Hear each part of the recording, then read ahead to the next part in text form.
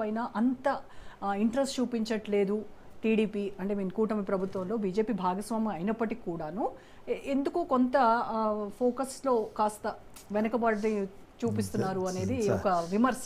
చాలా చాలా రియాలిటీకి దూరంగా ఉన్న ఇదమ్మా పరిస్థితి. అన్ని పార్టీలు తెలుగుదేశం నాయకులను బీజేపీ నాయకులను జనసేన నాయకులను అందరూ కలిసి ఇవాళ అక్కడ చేస్తున్నారు. ప్రత్యేకంగా ఇప్పుడు కొల్లేరు సమస్య అయినా లేకపోతే 22 అయినా లేకపోతే నరేగాల రోడ్లైనా లేకపోతే ఎలక్ట్రిసిటీ పనులైనా ఇవన్నీ జరుగుతున్నాయంటే మంత్రులు చంద్రబాబు నాయుడు గారు అలాగే అందరూ పవన్ కళ్యాణ్ గారు మా డిపార్ట్మెంట్లు నరేగా రోడ్లును ఫారెస్ట్ రెండు పవన్ కళ్యాణ్ గారి దగ్గర ఉన్నాయి. వాళ్ళందరూ ఇంట్రెస్ట్ లేకుండా చాలా ఇంట్రెస్ట్ ఉన్నాయి. నాకు అభివృద్ధి వచ్చేసరికి అసలు రాజకీయాలకు సంబంధం లేదండి. ఆ అభివృద్ధి అందరూ రాజకీయాలకు అతీతంగా నేను 2018లో 70 ఏళ్ళు వస్తున్నాయని రిటైర్మెంట్ ప్రకటించాను.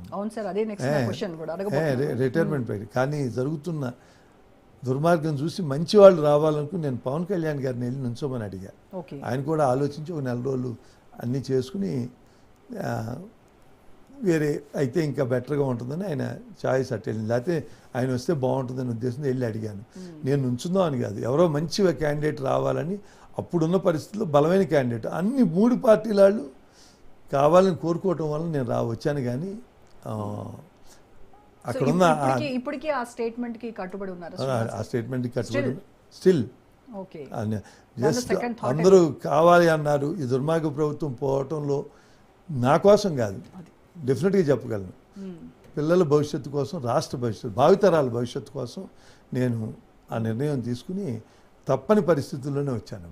ఓకే, సో మరి మీ రాజకీయ వారసుడిగా ఎవరిని ఎవ్వరు అసలు రాజకీయ వారసుడు నాకు రాజకీయ వారసుడు ఎవరు లేరు. నా కుటుంబం ఎవరు ఎలక్షన్ల వరకు వచ్చి నాకు సహాయం చేయడం తప్ప మళ్ళీ ఎలక్షన్ అయిపోయిన తర్వాత మా కుటుంబ సభ్యులు ఎవ్వరు ఇప్పుడు 3 నెలలు అయింది కాన్స్టిట్యున్సీలో అడుగు పెట్టరు కూడా, నాకేం రికమెండ్ కూడా చేయరు.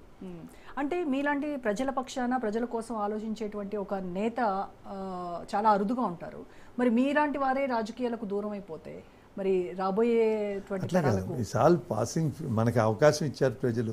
ఎవరిచ్చారు? ప్రజలు గెలిపించారు, రాజకీయ పార్టీ అవకాశం ఇచ్చింది. మనం ఆ పార్టీకి ప్రజలకి మంచి పేరు తేగలిగితే చాలా. మన నియోజకవర్గంలో అవి మనం ఇలా ఇన్ని కొల్లేరుకి శాశ్వత పరిష్కారం కొన్ని వేల కుటుంబాలు అలాగే ఉంటుంది, అయిపోతుంది. చాలు. నా కాన్సెప్ట్ డెఫినెట్గా నేను అందరినీ రిక్వెస్ట్ చేస్తాను. ఎలక్షన్లో ఖర్చు పెట్టాం అందరం. ఎవరి కోసం పెట్టాం?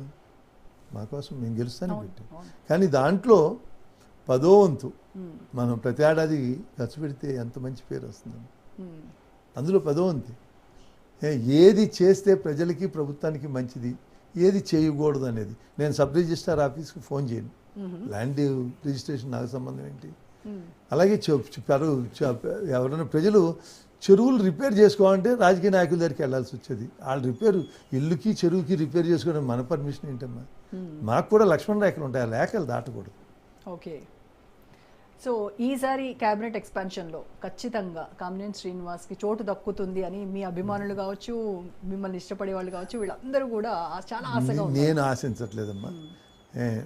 డెఫినెట్గా బీజేపీ నుంచి 1 తర్వాత సత్యకుమార్ యాదవ్ మొదటి నుంచి పార్టీకి అంకితభావంతో, అతను చిన్న పిల్లాడిగానే పార్టీలో ఉన్నాడు. అనుభవంతో, పార్టీ అనుభవం ఎక్కువ, కుర్రాడు, బీసీ వర్గాలకి చెందిన వ్యక్తి కాబట్టి డెఫినెట్గా ఆల్రెడీ మీకు మంత్రిగా చేసినటువంటి అనుభవం ఉంది. వైద్య ఆరోగ్య శాఖలో మీరు చాలా రిఫార్మ్స్ తీసుకొచ్చారు. సో ఆ అనుభవంతో మళ్ళీ మిమ్మల్ని కనుక తీసుకోమని అడిగితే చంద్రబాబు నాయుడు గారు అట్లాంటి చంద్రబాబు నాయుడు గారు అడగరమ్మా. మా పార్టీ డిసైడ్ చేసి ఎవరి పేరు చెప్తే వాళ్ళే. మా పార్టీ సత్యకుమార్ గారిని కూడా చంద్రబాబు నాయుడు గారు డిసైడ్ చేయలే. మా పార్టీ మోడీ గారు, అమిత్ షా గారు నిర్ణయం ప్రకారం అతను ఉన్నాడు. ఢిల్లీలో చాలా ఏళ్ళు వెంకయ్యనాయుడు గారి దగ్గర ఉన్న దాదాపు 30 ఏళ్ళు, నాయుడు గారి దగ్గర 31 ఏళ్ళు పనిచేశాడు. అందుకని ఆయనకి అనుభవం ఉంది, సమర్థుడు, కష్టపడి పనిచేస్తున్నాడు. ఓకే, సో మళ్ళీ మన ఏపీకి వస్తే ఇక్కడ ఆక్వా రైతుల గోడు మనం చూస్తూనే ఉన్నాం. అంటే వాళ్ళకి సరైనటువంటి ధర లేక ఇవన్నీ చనిపోవడం కావచ్చు, రొయ్య పిల్లలు వాటికి ఫీడ్ సరిగా లేక ఫీడ్ ధర కూడా పెరుగుతూ